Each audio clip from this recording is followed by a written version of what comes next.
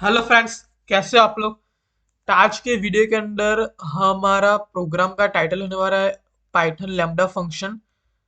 और हमें ये इनपुट दिया गया है जिसका वेरिएबल का नाम है फ्रूट अंडरस्कोर नेम्स, जो कि एक लिस्ट है जिसके अंदर ये सारे एलिमेंट स्टोर किए गए हैं: apple, banana, pear, apricot and orange. और हमें कुछ इस तरीके से कुछ आउटपुट लाना है: Apple, banana, pear, apricot, orange. जो वैल्यू है वो तो सी एस वो तो एस जी टी सी है। लेकिन अगर आपने एक चीज मार्क की होगी तो आपको पता चलेगा कि सारा आउटपुट के अंदर जितने भी एलिमेंट्स है उसमें के सारे लेटर कैपिटल में है। इस तरीके का कुछ आउटपुट लाना है यूजिंग लैम्बडा फंक्शन।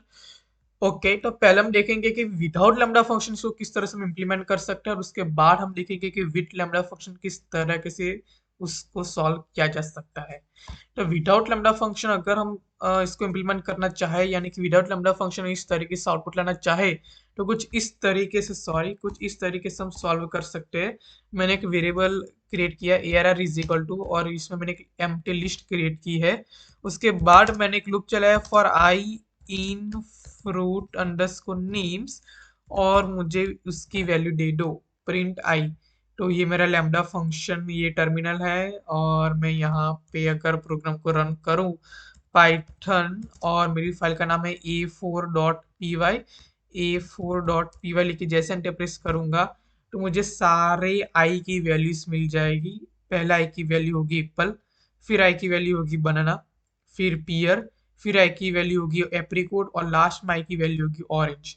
तो सारी वैल्यूज मुझे न्यू लाइन में टर्मिनल के अंदर मिल गई। और अगर आपको पता ही होगा, पाइथन e4.py लिखने के बाद एंटर प्रेस करने से मेरी फाइल रन होगी। लेकिन अगर मैं पाइथन पूरा न लिखने के बजाय सिर्फ py लिखने के बाद एंटर प्रेस करूंगा तभी मेरी फाइल रन होगी। तो ये इसका शॉर्टकट है, ये आपको पता होगा। अगर नहीं भी पता होगा तो मैंने आपको ये बात बता दी। ओके, तो मेरे मुझे आई की वैल्यू तो मिल गई। मुझे सिर्फ चाहिए ए आर आर, मुझे इस लिस्ट में अपेंड करना है आई को। और अपेंड करने के बाद मैं फॉर लूप के बाहर अगर मैं इस वेरिएबल ए आर आर को प्रिंट करना चाहूँ, ए आर आर, सॉरी मुझे टर्मिनल में कुछ गलत की प्रेस हो गई, एग्जिट ही कर देता हूँ। और अगर मैं यहाँ पे प्रोग्राम को रन करूँ तो मुझे सारी वैल्यूज, मुझे जो वेरिएबल फ्रूट अंडरस्कोर नेम्स में थी वो सारी वैल्यू मुझे एआरआर में मिल गई। क्यों? क्योंकि मैंने सबसे पहले एक एम्प्टी लिस्ट क्रिएट किया, फिर फॉर लूप चलाया। फॉर लूप मैंने लिखा for I in fruit underscore names ARR dot append I, यानी कि आई की वैल्यू को एआरआर नाम के लिस्ट में अपेंड कर दो। अपेंड यानी कि लिस्ट के अंत में ऐड कर दो उस वैल्यू को, किस वैल्यू को, आई को। और फिर एरर नामक वेरिएबल को प्रिंट कर दो।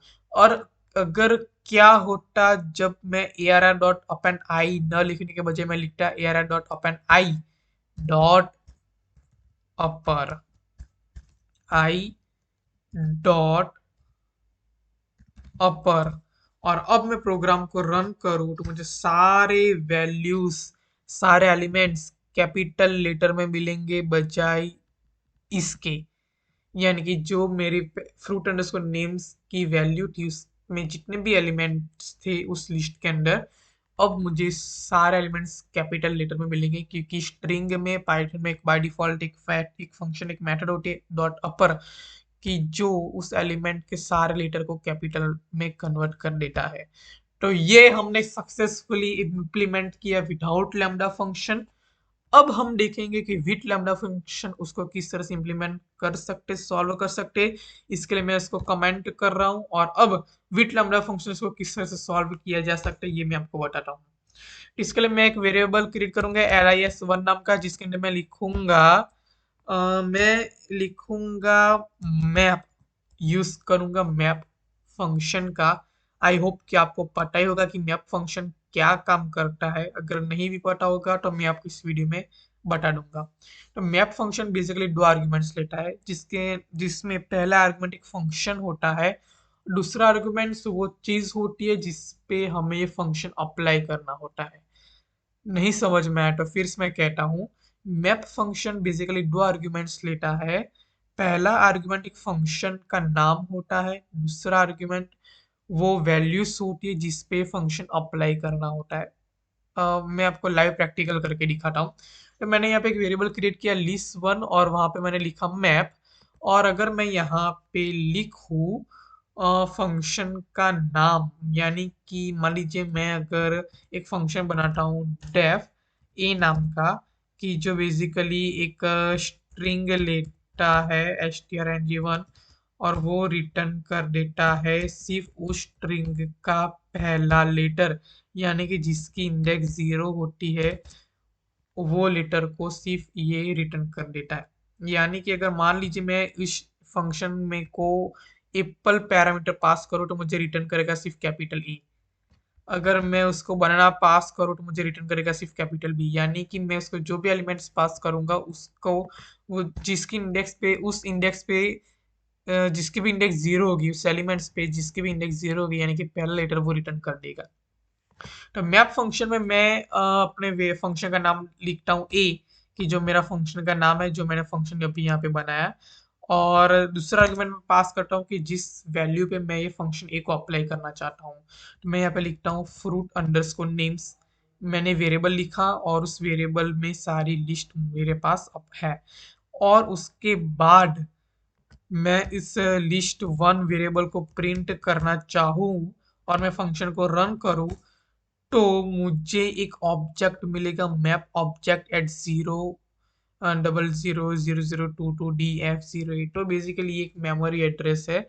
हमें आउटपुट तो मिला, लेकिन वो एग्जैक्टली आउटपुट नहीं मिला कि जो हमें चाहिए था। हमें एरर तो नहीं मिली, यानी कि इससे पता ये चलता है कि हमारा प्रोग्राम सक्सेसफुली रन तो हो रहा है, लेकिन हमें वो आउटपुट भी नहीं मिला कि जो हमें चाहिए था।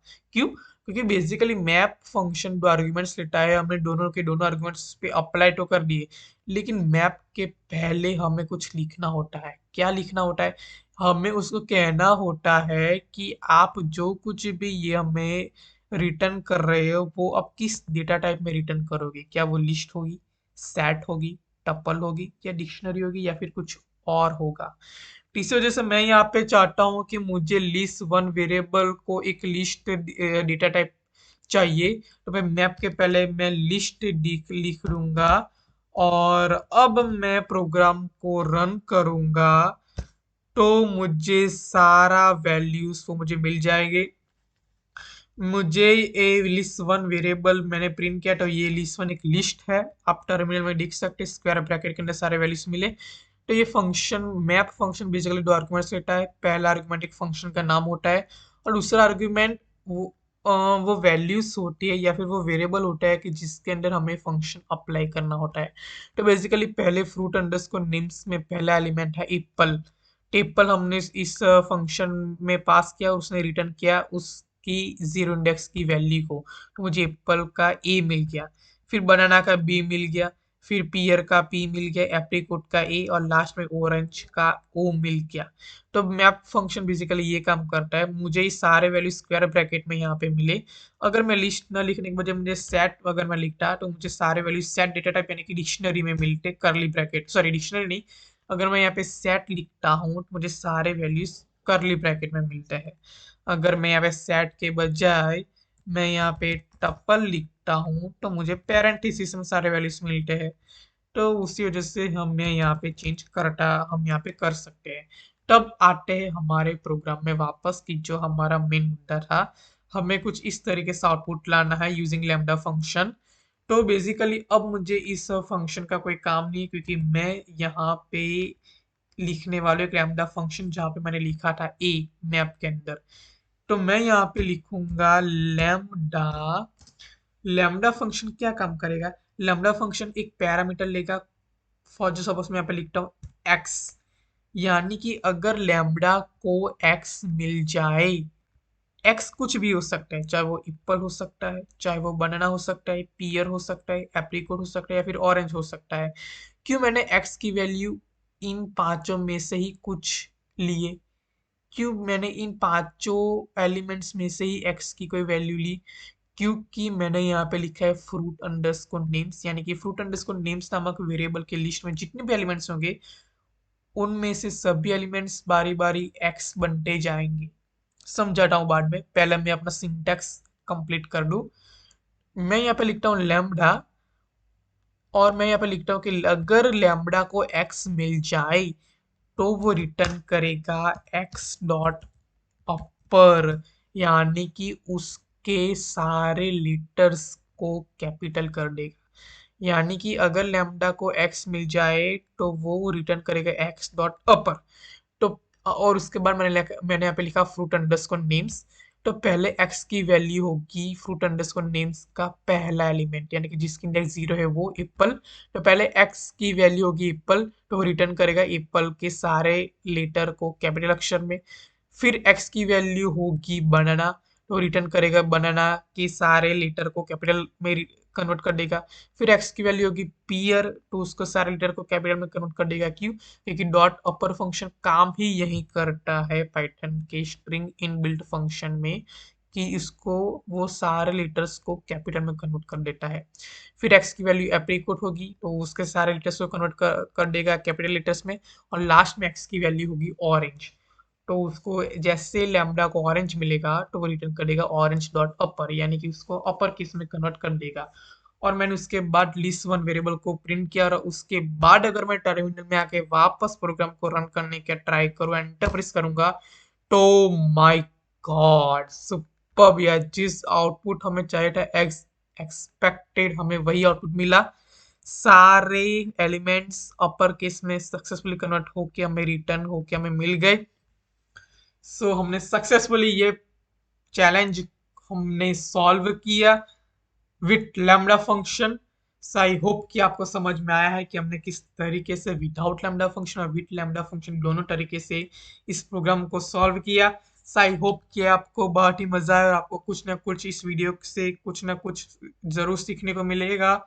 सो आई होप कि आपने कुछ ना कुछ इस वीडियो से जरूर कुछ नया सीखा होगा पाइथन में। So thank you friends for watching this video, और अगर आपको वीडियो अच्छा लगा तो प्लीज़ इस वीडियो को लाइक कीजिए, कमेंट्स कीजिए, शेयर कीजिए और इस चैनल को सब्सक्राइब कीजिए। Once again thank you friends for watching this video, and I will see you next time.